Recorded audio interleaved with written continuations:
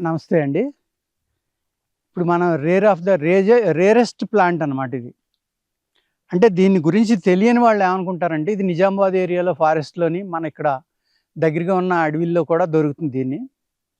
దీన్ని కూడా హడ్డీ జోడే అంటారు. కానీ సోమలతలో ఒక రకం అండి ఇది. సోమలత అని 18 రకాల సోమలతలుంటాయి ఆయుర్వేద శాస్త్రంలో. ఇయన్నీ కూడా పూర్వం కాయకల్ప చికిత్సలకు వాడేవారండి. దీని నుంచి పాలు కారతాయన్నమాట ఈ సోమలత నుంచి. హిమాలయాల్లో ఉన్న ఒక సోమలత అయితే 15 రోజులు అంటే పౌర్ణమి నుంచి అమావాస్య వచ్చే లోపల 15 ఆకులు రాలిపోతాయండి. అమావాస్య నుంచి పౌర్ణమి వచ్చేటప్పటికి 15 ఆకులు కొత్తవి పడతాయి. అది సోమలతల్లో ఒక అద్భుతమైన సోమలత. ఇంకా అన్నిటికంటే శక్తివంతమైన సోమలత అదేనండి. దానిని ఈ సోమలతని మనం ఈ కాడ తీసుకుని 2 తులాలు బాగా మెత్తగా నూరి పాలలో వేసి అందులో కొంచెం జాజికాయ చూర్ణం, మిరియాల చూర్ణం వేసి ఆ పాలు కనుక ఇస్తే అనేక ఆటో ఇమ్యూన్ ప్రాబ్లమ్స్ నుంచి బయటపడడానికి చక్కగా పనిచేస్తుందండి ఈ సోమలత అనేది. అదే హిమాలయాల్లో నేను చెప్పిన సోమలత ఉందనుకోండి, దానిని కాయకల్ప చికిత్స అని యాంటీ ఏజింగ్ కింద వాడేవారండి. అది ఒక మృత్యుంజయ మూలిక అనుకోండి. లేకపోతే మనం ఎవరైతే సంజీవిని పర్వతాన్ని పీక్కొచ్చి సంజీవిని మూలిక అనేది హనుమంతుడు లక్ష్మణుడికి ఇచ్చాడో, చావు నుంచి కాపాడాడో, అటువంటి సంజీవిని మూలిక ఈ సోమలత అండి. ఎటువంటి వ్యాధినైనా సరే తగ్గించే గుణం దాంట్లో ఉంది. కానీ అనుభవజ్ఞులైన వైద్యుల పర్యవేక్షణలో వాడాలి అది. దాన్ని జబ్బు ఉన్న వాళ్ళకి, చావు బతికిలో ఉన్న వాళ్ళకి అయితే డైరెక్ట్గా ఇస్తారు. కాయకల్పగా వాడాలంటే నేను మొగలి చెట్టు గురించి చెప్పాను ఒక వీడియోలో.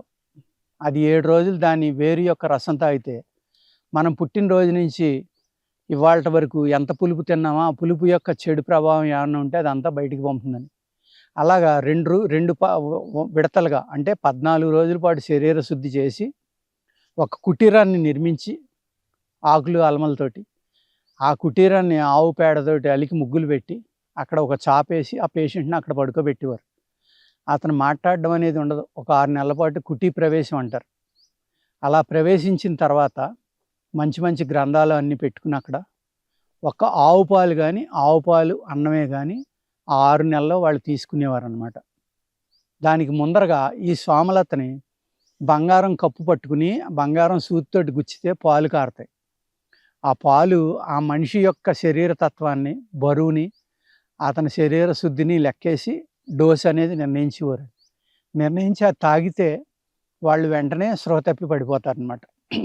పడిపోతే వాళ్ళకి నోట్లో ఆవు పాలు కానీ, చెరుకు రసం కానీ పోసేవారు. పోస్తే వాళ్ళు లేచి కూర్చునేవాళ్ళు. ఆ రోజు నుంచి ఆకలి అయినప్పుడల్లా ఆవు పాలు కానీ, ఆవు పాలు అన్నం కానీ. అలాగే ఎక్కువగా చెడు మాట్లాడడం కానీ, ఎవరితోటైనా మాట్లాడడం కానీ ఏమీ లేకుండా మౌనంలో ఉండి ఆ గ్రంథాలు అవి చదువుకుంటా ప్రాణాయామం లాంటి, యోగా లాంటి మంచి సాధనలు చేస్తే 70-80 ఏళ్ళు వాడు కూడా మళ్ళీ 18 ఏళ్ళు వయసులోకి వస్తాడు. తిరిగి యవ్వనంలోకి వస్తాడు. శరీరం అంతా కూడా పాము కోసం విడిచినట్టుగా విడిచేసి ఆ శరీరంలో ఉన్న క్రిములు కానీ, అన్ని సూక్ష్మజీవులు కానీ అన్నీ కంటిలోంచి, ముక్కులోంచి, ఈ చర్మరంధ్రాల్లోంచి బయటికి వెళ్ళిపోయి ఒక కోసం పాము ఎలాగ ఇడుస్తుందో అలా శరీరం అంతా ఒక పొర ఊడిపోయి కొత్త చర్మం, కొత్త పళ్ళు, కొత్త జుట్టు వచ్చి తిరిగి యవ్వనం వస్తుందని అనేక ఆయుర్వేద గ్రంథాల్లో ఉట్టంకించడం జరిగిందండి. చరక సంహితని, శారజ్ఞధర సంహిత, ధన్వంతరి, ఇలాగా మన గరుడ పురాణం, లేకపోతే ఋగ్వేదం, యజుర్వేదం ఇలాంటి వాటిల్లో ఈ కాయకల్ప చికిత్స ఎలా చేయాలి, ఎలాగ మళ్ళీ రిజువనేషన్ వస్తుంది, అష్టాంగ హృదయంలో కూడా చాలా వివరంగా ఉంటుందండి. రసరాత్నాకరణలో ఉంటుంది. ఇలాంటి సంజీవిని మూలికలు అనేక మూలికలు ఉన్నాయన్నమాట. అందులో ఒక మూలికే ఈ సోమలత అనేది. సోమరసం అంటారు. మీరు భారతం చదివిన వాళ్ళకి తెలుస్తుంది. భీముణ్ణి నాగుల చేత కరిపించి నాగలోకంలో పాడేస్తే ఆ నాగరాజు భీముణ్ణి బతికించి తీసుకెళ్ళి ఈ సోమరసం ఇస్తాడు. ఆ విషమంతా తగ్గిపోయి ఒక కుండ సోమరసం తాగితే 1000 ఏనుగులు బలం వస్తుందంట. భీముడి చేత 1000 కుండలు తాగించారు వాళ్ళు. అంటే భీముడు ఎంత బలమైనోళ్ళో చూసుకోండి. అటువంటి సోమరసం తయారు చేసి సోమలత అండి. అంటే ఒక కుండ తాగితే 1000 ఏనుగులు బలం వచ్చిందంటే ఆ మనిషి ఏ లెవెల్లో ఉంటాడో చూసండి. హెర్క్యులస్ అని, మిస్టర్ వరల్డ్ అని అది ఇది అంటారు కదా, వాళ్ళకన్నా కొన్ని వందల రెట్లు బలమైన మనిషి అవుతాడనమాట. అటువంటి అద్భుతమైన మూలికలు ఆయుర్వేదంలో ఉన్నాయండి. అందులో ఒక మూలిక ఈ సోమలత. ఓకేనండి, నమస్కారం.